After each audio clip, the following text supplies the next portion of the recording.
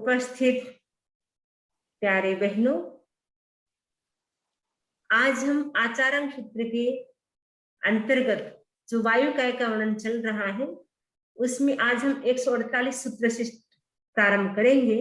आगे आगे जैसे वर्णन आएगा हम सबका एक्सप्लेन करते जाएंगे। तो सबसे पहले हम सूत्र का वाचन करेंगे। एयं तुल मन्नेसिम, एयं तुल मन्नेसिम, मन्नेसिम। इस तुला का अन्वेषण कर। इस तुला का मतलब है, तुला का मतलब है सब जीव है आत्मतुल्य, सभी को अपनी आत्मा की समान समझो। જેટલા પણ સંસારમાં જીવ છે દરેક જીવોની આત્મા સરખી છે। જેવી રીતે મારી આત્મા છે એવી જ રીતે તમારી આત્મા છે, જેવી જ રીતે તમારી આત્મા છે એવી જ રીતે એકેન્દ્રિય વાળા જીવ છે એની પણ એવી જ આત્મા છે। બે ઇન્દ્રિય વાળા, 3 इंद्रिय वाले, 4 इंद्रिय वाले, 5 इंद्रिय, दरेक जीवों की सरखी आत्मा से, सभी जीवों की समान आत्मा है। ऐसे नहीं कि आपकी आत्मा कोई बड़ी है, एक इंद्रिय वाले को छोटी है। इंद्रियों में फर्क है क्योंकि उनके पास ओनली 1 सेंसेस है और आपके पास 5 सेंसेस है, पर आत्मा सब समान है। उनकी चेतना अल्प विकसित है, इनकी चेतना से थोड़ी विकसित है, किंतु आपकी चेतना है वो पूर्ण रूप से विकसित है क्योंकि आप 5 इंद्रिय हैं। हम लोग 5 इंद्रिय वाले प्राणी हैं, इसलिए हमारी आत्मा है, हमारी चेतना है वो विकसित है, इसलिए हम ज्यादा अनुभव कर सकते हैं, फीलिंग ज्यादा कर सकते हैं। कोई हमें कष्ट दे, कोई हमें कुछ कहे, हमें तुरंत ही एक्शन का रिएक्शन होता है। लेकिन एक इंद्रिय वाले जो जीव होते हैं એમને એક્શન નો રિએક્શન ન થાય, કેમ કે એમને એ સાંભળતા નથી, એ ગુંગા છે, બોડા છે, બધું છે ને, એક જ ઇન્દ્રિય છે, એટલા માટે એમને કષ્ટની અનુભૂતિ થાય છે, પેન થાય છે, પરંતુ એ એક્સપ્લેન નથી કરી શકતા। એટલે આ સૂત્ર કહ્યું છે કે દરેક જીવોને પોતાની આત્મા સમાન સમજો। પોતાની જે આત્મા છે એવી જ રીતે બીજા જીવોની પણ આત્મા છે, આત્મતુલાનો બોધ આપે છે। આપણે આત્મતુલ્ય જ્યારે બધાને માનશું પોતાની આત્માના સમાન દરેક જીવોને, ત્યારે આપણે શું કરશું? આપણે હિંસા નહીં કરીએ। આપણે હિંસા ક્યારે કરીએ? આપણને એમ થાય કે બસ મને જ બધું જોઈએ છે, બાકીને કોઈ આપણે ઈચ્છતા નથી કે આ પણ જીવે। या તમને ખબર નથી, ખબર છે તો તમે એનું પાલન નથી કરતા, એટલા માટે તમે શું કરો છો? હિંસા કરો છો। પણ તમને ખબર પડે કે મારામાં જેવો જીવ છે, મારામાં જેવો આત્મા છે, એમાં જ વનસ્પતિમાં પણ એવો જ આત્મા છે, વાયુકાયના જીવમાં પણ એવો જ આત્मा છે, પાણીના जो जीव છે વાટર છે એમાં પણ એવો જ આત્મા છે, પૃથ્વીકાય છે એમાં પણ એવો જ આત્મા છે। તો આપણે શું કરશું? હિંસા ઓછી કરશું। આપણને ખબર પડી કે આમાં પણ મારા જેવો જ આત્મા છે, તો આપણે શું કરશું? હિંસા ઓછું કરવાનો પ્રયાસ કરશું, મિનિમાઇઝ કરશું।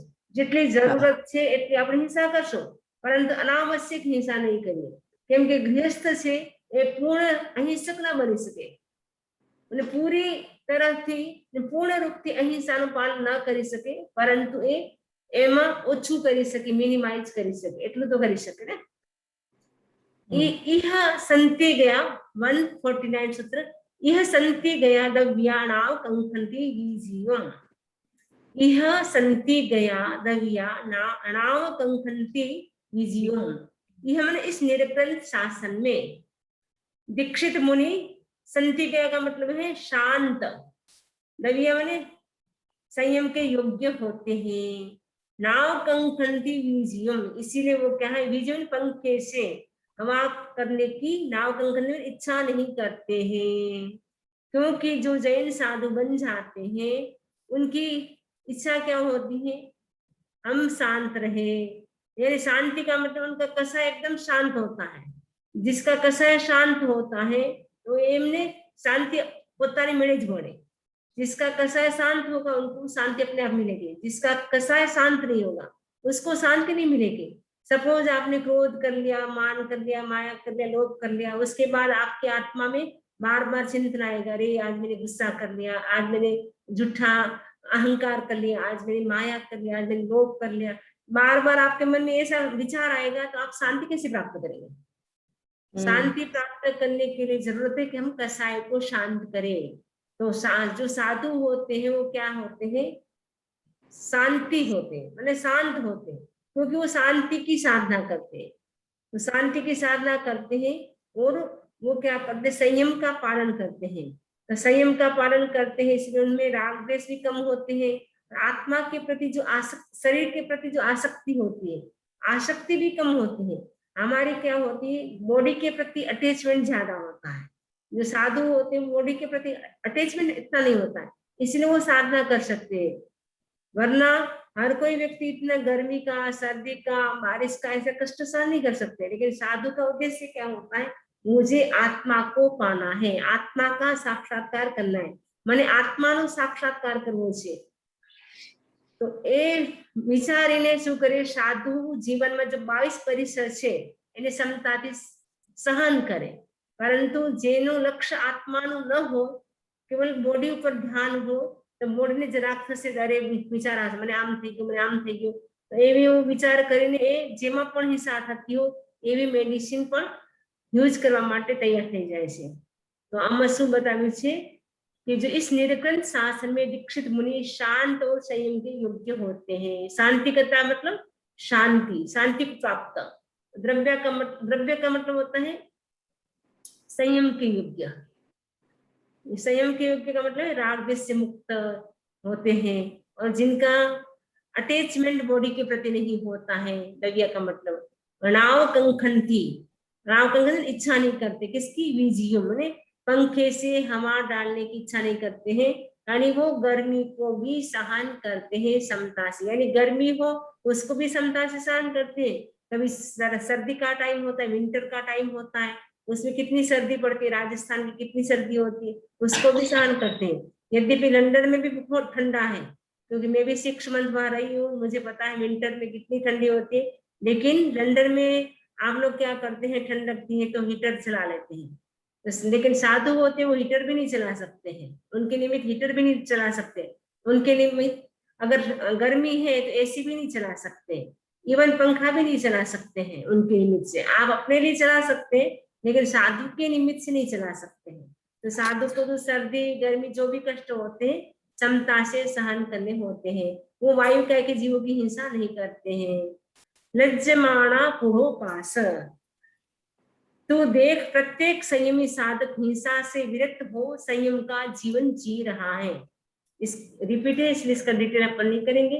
अणगारा मोती एगे पवई माना, ये भी रिपीट है। और तू देख कुछ साधक हम गृह त्यागी हैं, यह निरूपित करते हुए भी गृहवासी जैसा आचरण करते हैं, वायु का एक जीव की हिंसा करते हैं, ये भी रिपीट है। नेक्स्ट है जमीनम वीरुवरुवेहम सत्यम वाव कम्म समारंभेणम वाव सत्यम समारंभ माणे अन्ने मणे गुरुवे पाणे भी हिंसन्ति। वह नाना प्रकार के शस्त्रों से वायु संबंधी क्रिया में व्यापृत होकर वायु का एक जीव की हिंसा करता है। वह केवल उन वायु का एक जीव की ही हिंसा नहीं करता, किंतु नाना प्रकार के अन्य जीवों की भी हिंसा करता है। अब वायु का एक जीव की हिंसा किससे होती है, उनके लिए क्या क्या शस्त्र है तो बता रहे हैं निरुक्ति में। तो वायु का एक शस्त्र कौन से है, सबसे पहला है वायु का एक उत्पन्न करने वाले व्यजन यानी पंखा, फैन। ताल वृंत यानी ताड़ का पंखा, यानी ताड़ से पहले के जमाने ताड़ के पंखे भी होते थे। छाछ का मतलब होता है सुपड़ा, जैसे सुपड़े में आप क्या करते हैं, करते हैं ना जब जीभ पर झटकते हैं, तो झटकने से भी क्या होता है, जीवों की हिंसा होती है। चामर का मतलब होता है, आप जैसे चामर ढुलाते हैं ना भगवान के आगे चामर ढुलाते, तो उसमें भी हिंसा होती है। पत्र, पत्र का मतलब जो पत्ते होते हैं। वस्त्र का मतलब वस्त्र का जो कपड़ा हो, जो कपड़ा है, कपड़े का छोर है, कभी कभी कपड़े से ऐसे ऐसे हवा डालते हैं, तो उससे भी क्या है, वायु का के जीव की हिंसा होती है। अभिधारणा, पसीने से लथपथ व्यक्ति का हवा के आगमन के मार्ग पर बैठना या खड़े रहना। कभी सपोज कहीं बाहर गए तो इतना पसीना आ जाता है, इतना पसीना आ जाता है, तो हम क्या करते हैं, दरवाजा के बीच में जैसे हम बैठ गए, तो दरवाजा के बीच में ऐसे बैठने से हमें हवा आई, हवा लगी हमारी बॉडी को, तो बॉडी के स्पर्श से हवा के जो जीव होते हैं वो मर जाते हैं, क्योंकि हमारे बॉडी का स्पर्श होता है वो गर्म होता है, हीट होता है, और हवा होती बाहर की होती है वो सचित होती है, तो उसके कारण उन जीवों की हिंसा हो सकती है। इसलिए जहां हवा आ रही है वहां पर भी साधु को बैठना खड़ा रहना नहीं चाहिए। चंदन, खस आदि गंध द्रव्यों की सुगंध। कभी कभी चंदन की इतनी खुशबू आती है, खसखस की इतनी सुगंध आती है। तो सुगंधित द्रव्य होते हैं वो हवा में फैलते हैं। तो सुगंधित द्रव्य जब हवा में फैलते हैं, ફેલાઈ જાય છે ત્યારે પણ શું થાય છે, વાયુકાને जो जीव હોય છે એનું મૃત્યુ થઈ જાય છે। એટલા માટે ચંદન ખસ એ પણ એના માટે શસ્ત્ર છે। અગ્નિ, उसकी ज्वाला तथा गर्मी। जो अग्नि की ज्वाला यानी अग्नि जो ज्वाला હોય છે, गर्मी હોય છે, अग्नि की जो गर्मी होती है, ज्वाला होती है, उससे भी क्या होता है, वायुका की जीवों की हिंसा हो जाती है। जैसे मान लो सपोज गैस चल रही है, चूल्हा चल रहा है, जो भी सिकड़ी चल रही है, आजकल तो नहीं होता है, आजकल तो ओनली गैस ही होता है। तो गैस से जो अग्नि निकलती है, तो उससे भी वायुका के जीवों की हिंसा होती है। स्वकाय शस्त्र, स्वकाय शस्त्र ठंडा ठंडा या गर्म प्रतिपक्ष वायु, यानी जो ठंडी या गर्म वायु होती है आपस में मिलती है तो भी क्या होता है, जीवों की हिंसा होती है। जैसे मुंह से निकलती है गर्म हवा होती है, बाहर से होती है ठंडी हवा होती है। तो ठंडी और गर्म दोनों हवा मिली, कोल्ड और हीट दोनों ही एयर मिल जाती है आपस में, उससे भी वायुका के जीवों की हिंसा होती है। तो स्थानांक सूत्र के अनुसार पांचों स्थान जीवनिकाय परिणत और अपरिणत दोनों प्रकार के होते हैं। उसी आगम में अचित वायु के 5 प्रकार प्रतिपादित है। मतलब वायु सचित भी होती है और अचित भी होती है। तो वो कौन सी अचित होती है, ऊपर जो अपन चर्चा की वो तो सचित वायु की। अब यहाँ हम बताए हैं कि वायु अचित भी होती है। तो अचित कौन कौन सी वायु होती है, आक्रांत यानी पैरों को पीट पीट कर चलने से उत्पन्न वायु। कभी कभी लोग चलते हैं पैरों के ऐसे पीटते जाते हैं, उससे जो वायु उत्पन्न होती है वो अचित होती है। धोकनी, धोकनी का मतलब है जो लुहार होता है वो क्या करता है, धोकनी को चलाता है। आपने देखा कि नहीं देखा, गांव में हम तो रहे हैं तो हमने देखा है लुहार ऊपर नीचे ऐसे ऐसे करके वो धोकनी चलाता है। उससे क्या होता है, जीवों की हिंसा होती है। नहीं, वो वायु होती है वो अचित होती है। पीड़ित, गीले कपड़ों के निचोड़ने आदि से उत्पन्न वायु, जो गीले कपड़े हैं आप ऐसे निचोड़ रहे हैं उससे भी वायु उत्पन्न होती है, वो अचित होती है। शरीरानुगत डकार उच्छ्वास, आपने जैसे मान लो डकार ली, श्वास लिया, उससे भी वायु होती है, वो अचित वायु होती है। समूर्छिम, पंखा झलने आदि से उत्पन्न वायु, मतलब आप पंखा ऐसे ऐसे झाल रहे हैं, डाल रहे हैं, तो समूर्छिम पंखा झलने आदि से उत्पन्न वायु, पंखा से आप ऐसे ऐसे करेंगे तो उससे भी क्या है, समूर्छिम वायु उत्पन्न हो जाती है। निषिद्ध भाष्य तथा चूर्णी में एक वायु दूसरी वायु का शस्त्र है। निषिद्ध जो भाष्य है तथा चूर्णी है उसमें बताया है जो एक वायु है दूसरी वायु का शस्त्र होता है। मान लो सचित वायु है वो अचित का शस्त्र हो जाता है, अचित वो शस्त्र का अचित वायु है वो सचित का शस्त्र हो जाता है, सचित वायु अचित वायु का शस्त्र हो जाता है। बृहत कल्प भाष्य में क्षेत्र और काल की अपेक्षा से सचित अचित वायु का विवेचन प्राप्त होता है। इस प्रकार शस्त्र के विषय में तथा सचित अचित के विषय में बहुत विवेचन हुआ है, उसकी जानकारी धैर्य और प्रयत्न साधते हैं। मतलब बहुत ही शास्त्र में सचित वायु क्या है, अचित वायु क्या है, उसका डिटेल से विवेचन हुआ, एक्सप्लेन हुआ है। लेकिन उसकी अगर हमें जानकारी करना है तो उसके लिए हमें पेशेंस चाहिए और उसके साथ साथ हमें पुरुषार्थ करना चाहिए। पुरुषार्थ करेंगे तब वो हम जानकारी प्राप्त कर सकते हैं। तथ्य खलु भगवया परिन्ना पवेया, तथ्य का मतलब इस विषय में, खनु का मतलब निश्चित रूप से, भगवया ने भगवान ने, परिन्ना मतलब परिज्ञा, परिज्ञा का पवेय ने निरूपण किया है। यानी जो वायुकाय की जो हिंसा है उसके संबंध में भगवान ने क्या है, परिज्ञा का मतलब विवेक का निरूपण किया है कि हमें विवेक करना है कि हमें कितनी जरूरत है वायुकाय के जीवों की हिंसा की, अनावश्यक हिंसा से हमें बचना है। हम यानी जो आपको नेसेसरी है उससे तो आप बच नहीं सकते, लेकिन अननेसेसरी हम वायुकाय की हिंसा से बचने की कोशिश कर सकते हैं। इमस्य चैव जीवस्य परिवंडन मानन पूर्णाय जाई मरण मोयणाय दुख परिघाय हेउम। व्यक्ति वायुका के जीवों की हिंसा क्यों करता है? वर्तमान जीवन के लिए, प्रशंसा के लिए, सम्मान के लिए, पूजा के लिए, जन्म के लिए, मरण के लिए, मोचन के लिए और दुख प्रतिकार के लिए। यह अपना सूत्र रिपीट हो चुका है, इसीलिए अपन यहाँ डिटेल नहीं करेंगे। तो उन इसके लिए व्यक्ति क्या करता है, वायुका जीवों की हिंसा करता है। से स्वयमेव वायु सत्यम समारंभन्ति अन्येहिं वा वायु सत्यम समारंभामन समारंभावेति अन्येवा वायु सत्तम समारंभन्ते समूह जानी।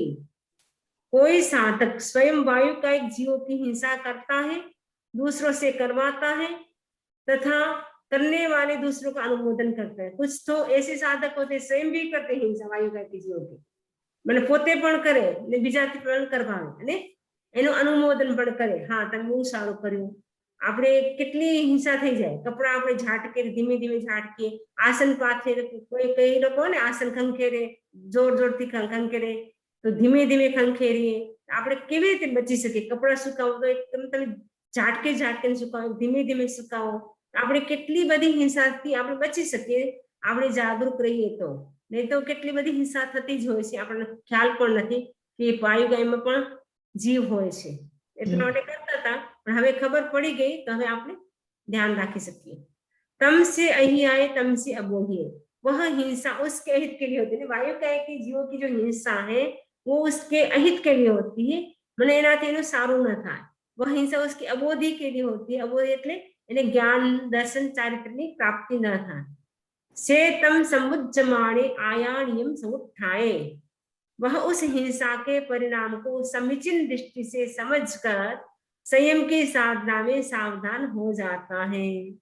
सोचा भगवो अणगारम व अंति इमेगेसिम नायम भवई, एस खलु गंथे, एस खलु मोहे, एस खलु मारे, एस खलु निरे। आपन सूत्र रिपीटेड छे कि भगवान या गृह त्यागी मुनियों के समीप सुनकर कुछ मनुष्य को यह ज्ञात हो जाता है यह वायु का एक जीव की हिंसा ग्रंथि है, यह मोह है, यह मृत्यु है, यह नरक है। આપણે આનું વિવેચન આપણે પૃથ્વી કાય નું સાંભળ્યું તો એમાં ડિટેલ થી તમને બતાવી દઉં કે આ મોહ કેવી રીતે છે, નરક કેવી રીતે છે, ત્યાં જોઈ શકો તમે। एचत्थम गढ़िए लोए, फिर भी सुख सुविधा में मूर्छित मनुष्य वायु कायिक जीव निकाय की हिंसा करता है। जमीनम विरुरुहम सत्यम वाउ कम्म समारंभेणम वाउ सत्यम समारंभ माणे अन्य मणे गुरुवे पाणे विहिंसन्ति। वह नाना प्रकार के शस्त्रों से वायु संबंधी क्रिया में व्यापृत होकर वायु कायिक जीवों की हिंसा करता है। वह केवल उन वायु कायिक जीवों की ही हिंसा नहीं करता, किंतु नाना प्रकार के अन्य जीवों की भी हिंसा करता है। आपण रिपीटेड छे એટલે ડિટેલ કરવાની જરૂર નથી। આ બધા સૂત્ર રિપીટેડ છે। से बेमी अप्पेगे अंधम अब्बे अप्पेगे अंधमच्छे। मैं कहता हूँ वायु का एक जीव जन्मना इंद्रिय विकल, अंध, बधिर, मूक, पंगु, अवयवहीन मनुष्य की भांति अव्यक्त चेतना वाला होता है। आ तमने खबर पड़ी गई केम के આપણે પૃથ્વીકાનું જ્યારે વર્ણન કર્યું હતું ત્યારે બધું બતાવ્યું હતું। शस्त्र से छेदन भेदन करने पर जैसे जन्मना इंद्रिय विकल मनुष्य को कष्टानुभूति होती है, वैसे ही वायु का एक जीव को होती है। जैसे पृथ्वी का एक जीव की होती है, उसने ऐसे बताया था। फिर जल का एक आया तो जल का एक जीव की होती है, ऐसे बताया। तेव का एक आया तो तेव का एक बोला, वायु का एक प्रसंग है तो वायु का एक बोल दिया। तो रिपीट है, सेम सूत्र है। अप्पेगे पायम अप्पे अप्पेगे पायमच्छे। आपण रिपीट है, इंद्रिय संपन्न मनुष्य के पैर आदि का शस्त्र से छेदन भेदन करने पर उसे अक्षम कष्टानुभूति होती है, वैसे ही वायु का जीव को होती है। कोई इंद्रिय संपन्न छे व्यक्ति અને એને આપણે શસ્ત્ર છેદન ભેદન કરીએ તો એને કેટલી બધી કષ્ટની અનુભૂતિ થાય, એનાથી પણ વધારે વાયુ का જીવને કષ્ટની અનુભૂતિ થાય છે। આપણે રિપીટેડ છે, अप्पेगे संप मारे अप्पेगे उद्दवये। मनुष्य को मूर्छित करने या उसका प्राण वियोजन करने पर उसे कष्टानुभूति होती है, वैसे ही वायु का एक जीव को होती है। कोई मनुष्य को आपने मूर्छित કરી નાખ્યો, પછી આપણે એને મારી નાખી, કોઈ લોકો આપણે તો મારી પણ કોઈ લોકો મારી પણ શકે, તો મારી નાખ્યો તો એને કેટલી કષ્ટાનુભૂતિ થાય છે, એનાથી પણ વધારે વાયુ का એક જીવોને કષ્ટની અનુભૂતિ થાય છે।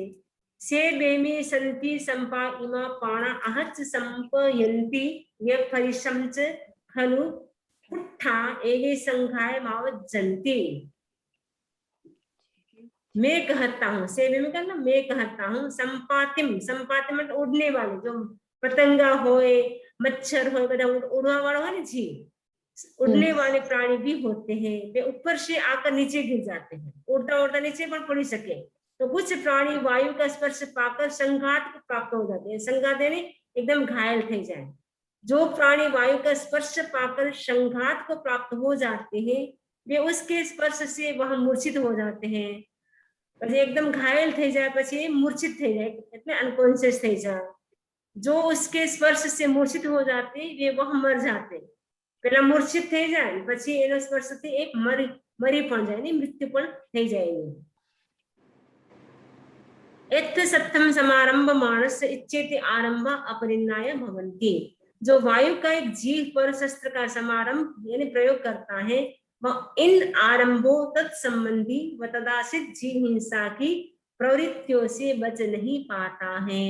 जो वायु का एक जीव पर शस्त्र आरंभ समारंभ करे छे ए वायु का एना संबंध में जो पण हिंसा थाय छे अने एना आश्रित पण जे जीव हिंसा थाय छे एनाथी बची नहीं सकतो।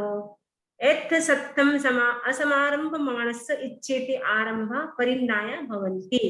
जो वायु का जीव पर शस्त्र का समारंभ नहीं करता वह इन आरंभों से मुक्त हो जाता है। जो वायु का एक जीव छे एना ऊपर शस्त्र समारंभ न करे ने प्रयोग न करे एज वायु का जीवोनी हिंसा थी बची सके मुक्त થઈ જાય। तम परिणाय मेहावी नेव स्वयं वायु सत्तम समारंभेच्च नेवन्नेहं वायु सत्तम समारंभावेच्च नेवन्ने वायु सत्तम समारंभन्ते समूह जानेच्च। ये जानकर मेधावी मनुष्य, परिणाय का मतलब जानकर, मेहावी का मतलब मेधावी मनुष्य, नेव स्वयं स्वयं भी वायु शस्त्र का समारंभ न करे, सत्तम ने शस्त्र का, वायु सत्तम ने वायु शस्त्र का समारंभ भेजा ने समारंभ न करे, नेमन नहीं और न बीजानी पासे पण दूसरों से भी उसका समारंभ ने प्रयोग करवाए। वायु सत्तम समारंभे चा नेमन्ने वायु सत्तम समारंभन्ते ओ बीजा जो કરી રહ્યા છે વાયુ કાયના શસ્ત્રનો પ્રયોગ એનું પણ अनुमोदन न करे, એની પણ अनुमोदना न करे કે હા તમે બહુ સારું કર્યું, તમે પંખો ચલાવી દીધો, હા મને પણ ગરમી લાગતી, તમે બહુ સારું કર્યું, તમે બહુ સરસ છો, જ્યારે પણ આવો પંખો ચાલુ કરો છો, એસી ચાલુ કરો છો, અમને પણ યાદ નથી આવતો, એવી રીતે કરીને કઈ લોકો કહે છે। તો એનું ન તો કરવાનું, ન એનું અનુમોદન કરવાનું, ન બીજાની પાસે કરાવવાનું। તો કેમ કે કર્મ કરાવવું અને અનુમોદન ત્રણેયમાં સરખું પાપ લાગે છે, तीनों में बराबर पाप लगता है। जस्येते वायु सत्त समारंभा परिणाय भवन्ति सेहु मुनि परिणाय कम्यति वेमि। जिसके वायु संबंधी कर्म समारंभ परिज्ञात होते हैं, जिसको भी वायु संबंधी जो पण कर्म એટલે પાપ છે એ પરિજ્ઞાત એટલે એને ખબર પડી જાય છે કે વાયુ સંબંધી હું કાંઈ પણ પ્રયોગ કરીશ શસ્ત્રનો એનાથી કેટલી હિંસા થશે, એનો પછી રિઝલ્ટ શું મળશે એ જ્યારે એને ખબર પડી જાય છે, જાણકારી થઈ જાય છે ત્યારે શું કરે છે, કર્મ ત્યાગી હોતા है। वह मुनि परिज्ञात कर्म એટલે કર્મ ત્યાગી હોતા है, એટલે એ મુનિ એનો પ્રયોગ ન કરે જેનાથી વાયુકાયના જીવોની હિંસા થતી હોય એવા શસ્ત્રનો એ કોઈ પણ જાતનું કામ ન કરે, શસ્ત્રનો પ્રયોગ પણ ન કરે। એના કેમ કે આપણે ચર્ચા કરી નિવૃત્તિમાં વાયુકાયના કયા કયા શસ્ત્ર છે એનો એ બધો ખ્યાલ રાખે, આનાથી વાયુકાય જીવોની હિંસા થશે। તો ધીમે ધીમે જે પણ કામ કરે યત્નાપૂર્વક, આપણે કહીએ જતના જૈનાથી કરે, તો જૈનાથી કરે મુનિ, તો જૈનાથી કરવાથી, યત્નાથી કરવાથી, સાવધાનીથી કરવાથી, માઇન્ડફુલથી કરવાથી એ જીવોની હિંસા ઓછી થઈ શકે। આજનો શબ્દ છે માઇન્ડફુલનેસ, કાંઈ પણ કામ કરો માઇન્ડફુલનેસની સાથે। તમે જમવાનું પણ કરો, જમવાનું પણ બનાવો, કાંઈ પણ કામ કરો, ડ્રાઇવિંગ પણ કરો, તો બધું માઇન્ડફુલનેસની સાથે કરશો તો કામ પણ સારું થશે અને એમાં હિંસા પણ ઓછી થશે। एथम पे जाने उवादीय माना। इस प्रसंग में तुम जानो कुछ साधु इंद्रिय विषयों से आक्रांत होते हैं। ने થોડાક સાધુ એટલે कुछ છે ને થોડાક સાધુ એવા હોય છે જેની ઈચ્છા શું હોય છે, પાંચ જો ઇન્દ્રિયના સુખ છે એમાં જ એ આસક્ત હોય છે। પાંચ ઇન્દ્રિય 23 વિષય છે, એ 23 जो વિષય છે એમાં જ આસક્ત હોય છે। આસક્તિના કારણે શું કરે છે, વાયુકાય જીવોની હિંસા કરે છે। जे आयारे न रमनती, जो आचार में रमण नहीं करते। आचार का अर्थ है कर्म समारंभ की परिज्ञा यानी विवेक। जो आचार में रमण नहीं करते वे सुविधा के लिए आकुल व्याकुल व्यक्ति वायु का एक जीवों की हिंसा करते हैं। आचार का मतलब होता है साधु का जो आचार होता है, 5 महारत 5 समिति 3 गुप्त इनका पालन करना होता है, इनका पालन करवानुं होय। परंतु घणाए एवा साधु होय जो सुख सुविधा માટે એ શું કરે છે, જો સંયમનું જીવન જીવવું જોઈએ એ બરાબર નથી જીવતા અને પોતાની શરીરને સુખ માટે શું કરે છે, આકુલ વ્યાકુલ થઈને એ શું કરે છે, એની હિંસા કરે છે વાયુકાય જીવોને.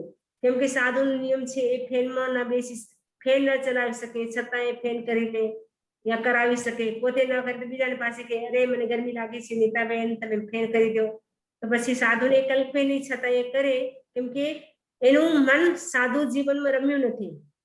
સાધુનો જો આચાર વિચાર હોય એ બરાબર પાલન ન કરે, ક્યારે જ્યારે એને પોતાની બોડી પ્રતિ અટેચમેન્ટ હોય અથવા સંયમ જીવનમાં એનું મન ન લાગ્યું તો એ શું કરી શકે, ફેસિલિટી માટે સુખ સુવિધા માટે वायुकाय जीवोनी हिंसा करी सके, वो कर सकता है हिंसा। आरंभ माणा विणेम पवयन्ति, जो स्वयं आरंभ करते हुए दूसरों का आचार का उपदेश देते, स्वयं तो करते हैं सब हिंसा, दूसरों को बोलेंगे नहीं नहीं ऐसे नहीं करना चाहिए, ऐसे करने से पाप लगता है, तो हम बोलेंगे अरे महाराज आप तो करते हो और हमको बोलते हैं, बोलेंगे कि नहीं बोलेंगे?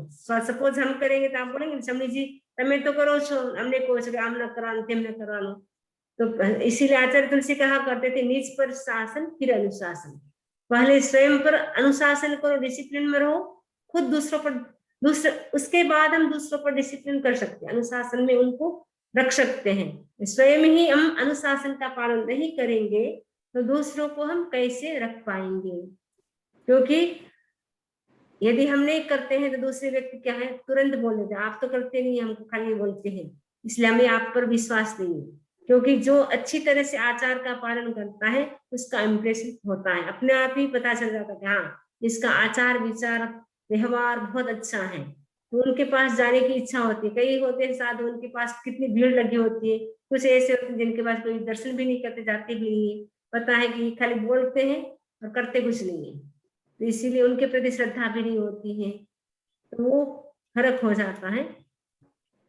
छंदो वणिया जो बनना, जो स्वच्छंदचारी और विषयासक्त होते हैं, छंद का अर्थ विषयों के प्रति सामान्य आसक्ति, जो विषय से पांच इंद्रियां एना ऊपर आसक्ति हो, अद्यपन का अर्थ विषयों में तीव्र आसक्ति रखने वाला, एक तो सामान्य कॉमन आसक्ति, एक तो बहुत ज्यादा आसक्ति, जो स्वच्छंदचारी तथा विषयों में तीव्र आसक्ति रखते हैं वे वायु का एक जीवों की हिंसा करते हैं, जो स्वतंत्र छे જેની વિષયમાં આસક્તિ છે એ શું કરે વાયુકાય જીવોની હિંસા કરે અને वो वायुकाय जीवों की हिंसा कर सकता है।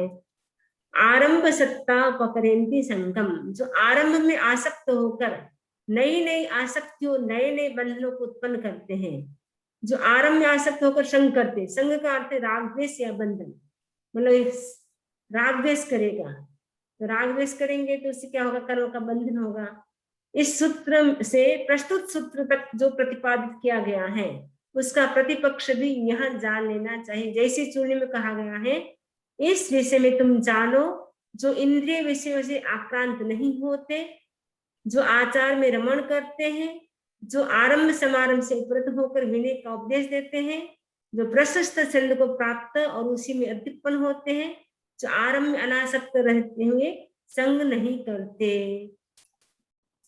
से वसुमं सब समन्नागय अन्नानेणम अकरणिजं पावं कम्मम, संयमी के लिए सर्व समन्वागत प्रज्ञा युक्त आत्मा से पाप कर्म अकरणीय है। प्रज्ञान का अर्थ है प्रज्ञा, सर्व समन्वागत का अर्थ है सब विषयों को ग्रहण करने वाला अथवा सत्य विषय को ग्रहण करने वाला प्रज्ञा। वसुमान का अर्थ है संयमी, वैसे साधक के लिए सर्व समन्वागत प्रज्ञा वाली आत्मा से पाप कर्म अकरणीय होता है, जिसमें सर्व विषय ग्राही या सत्य विषय ग्राही प्रज्ञा का उदय होता है, वही पाप कर्म को अकरणीय मानता है। जेने प्रज्ञा जागृत थई जाए खबर पड़े कि हाँ आम पाप छे आम पाप नहीं, केम के तमने बधुं समझण पड़ेगी पछी ज खबर पड़शे आम पाप लागे कि आम पाप न लागे, एना माटे तमारे शास्त्र वाचन करवू पड़े, तो शास्त्र सांभळवू पड़े, तो शास्त्र सांभळ्या पछी ज तमने खबर पड़े कि आ पांच इंद्रियनो जो विषय छे ए केटला दुखदायी होय छे, केटला कष्टकारी होय छे, एना पछी ज तमे शुं करी शको, पापथी बची शको। तमनो अन्वेषिम, संयमी उस पाप कर्म का अन्वेषण न करे, इससे पूर्व के सूत्र में पाप कर्म अकरणीय है ऐसा निर्दिष्ट है। प्रस्तुत सूत्र में उस पाप कर्म का अन्वेषण न करें ऐसा निर्देश है। पहला तो सूत्र में આવ્યું કે પાપ કર્મ અકરણીય એટલે અકરણીય એટલે કરવા યોગ્ય નથી, એટલે કરવા જેવું નથી। આમાં બતાવ્યું કે પાપ કર્મ છે અન્વેષણ કરે, પાપ કર્મ का अन्वेषण ન કરે એટલે પાપ કર્મ કેવી રીતે થાય છે, એનો શું વિપાક હોય છે એનું अन्वेषण ન કરે। पाप कर्म का अन्वेषण कर्म विपाक से संभव होता है। इसलिए जो मनुष्य पाप कर्म को दूर करना चाहता है उसे भाव विशुद्धि का प्रयोग करना चाहिए। मैंने पाप कर्म तरफ वारंवार ध्यान न जावू જોઈએ, કેમ કે પાપ કર્મ કેવી રીતે થાય છે એનું વિપાક શું હોય છે, ઘડી ઘડી પાપ કર્મ ઉપર વિચારશે તો પછી એની ભાવ વિશુદ્ધિ નહીં રહે, પછી એને પાપ કર્મ જે કર્યું છે હવે એ વાર ઓછું કેવી રીતે કરવું, હવે હું ભવિષ્યમાં નહીં કરું એવો વિચાર કરે ને ભાવ કેવી રીતે આપણે શુદ્ધ રહી શકે એ પ્રયત્ન કરવામાં। ये भाव विशुद्धि पाप कर्म के अन्वेषण में हेतुभूत कर्म प्रकृति के विपाक को अक्षम बना डालती है। ये भाव विशुद्धि છે जो पाप कर्म નું આપણે अन्वेषण કરશું તો પાપ કર્મ કેવી રીતે થયું હવે આપણે નથી કરવું એવી રીતે તમે કરશો તો શું થશે, તો તમે તમારા જો કર્મ છે આપણા જો કર્મ છે એના આપણે અક્ષમ એટલે એને આપણે ઉદયમાં નહીં આવવા દે, પહેલા જ એને આપણે ખતમ કરી નાખશું। तम परिणाय में हावी रेव स्वयं सज्जीवनिकाय सत्य समारंभे जा नेवन्नेम सज्जीवनिकाय सत्यम समारंभावे जा नेवन्ने सज्जीवनिकाय सत्यम समारंभन्ते समूह जाने जा। यह जानकर मेधावी मनुष्य स्वयं छह जीवनिकाय शस्त्र का समारंभ न करे, दूसरे से उसका समारंभ न करवाए तथा उसका समारंभ करने वाले दूसरों का अनुमोदन न करे। आ बधु समझीने जो मेधावी छे समझदार मनुष्य छे ए शुं करे, छ जीवनिकाय छे तृतीयकाय, अपकाय, तेजसकाय, वायुकाय, वनस्पतिकाय, त्रयस्काय, आ छ जीवनिकाय छे एनु पोते पण आरंभ न करे, बीजाथी पण न करावे अने एनु अनुमोदन पण न करे। जसे ते सज्जीवनिकाय सत्य समारंभा परिणाय भवन्ति सेहु मुनि परिणाय कम्यक्ति बेमे। जिसके छह जीवनिकाय संबंधी शस्त्र समारंभ परिज्ञात होते हैं वह मुनि परिज्ञात कर्मा होता है ऐसा मैं कहता हूँ। जेने छह जीवनिकाय ना संबंध में कया कया शस्त्र छे, केवी रीते एनो प्रयोग थाय छे, केवी रीते एनी हिंसा थाय छे ए बधुं समझी ले छे, जाण परिज्ञात थई जाय એટલે समझी ले छे, એને जानकारी मळी जाय छे एना पछी मुनि शुं करे छे, कर्म त्यागी होता है એટલે એનો ત્યાગ કરી નાખે છે કે આજ પછી હું પૃથ્વીકાય, જલકાય, તેજસકાય, વાયુકાય, વનસ્પતિકાય, त्रयस्काय જીવોની હું હિંસા કરીશ પણ નહીં, કરાવીશ પણ નહીં, એનું અનુમોદન પણ નહીં કરું। તો સાધુ હોય છે, મુનિ હોય છે એ બધું ત્યાગ કરી શકે, બધાય ત્યાગ કરી શકે, કરવાનો કરીશ પણ નહીં, કરાવીશ પણ નહીં અને અનુમોદન પણ નહીં કરું। પરંતુ ગૃહસ્થ હોય છે એ એમ કરી શકે કે હું કરીશ તો નહીં, કરાવી શકું, એનું અનુમોદન કરી શકું, એમ પણ કરી શકે, એ પણ કરી શકે હું કરીશ નહીં, કરાવીશ પણ નહીં, ખાલી કોઈ કહે છે કે હા કેવું છે તો કહીશ હા સારું છે એમ કહી શકો। તો તમારી જેમ મરજી હોય તમે એવી રીતે તમે ખુલ્લું રાખી શકો। આજે આપણું આ જો 7મું અધ્યયન હતું પ્રથમ ચેપ્ટરનું એ પણ આજે પૂરું થઈ ગયું છે। આજે આપણું પ્રથમ ચેપ્ટર કમ્પ્લીટ થઈ ગયું છે। હવે આપણે કાલથી બીજું ચેપ્ટર વાંચશું। તો આ આપણું આ ચેપ્ટર પૂરું થઈ ગયું છે। હવે આના સંબંધમાં કોઈને પણ કોઈ પણ જાતના પ્રશ્ન હોય એ તમે પૂછી શકો, કોઈ પણ જાતના પ્રશ્ન હોય તમને કઈ સમજણ ન પડી તો તમે પૂછી શકો। આપણે સતત જ મગજમાં રાખીએ કે આ સારું નથી, આ સારું નથી, આ સારું નથી, આ સારું નથી,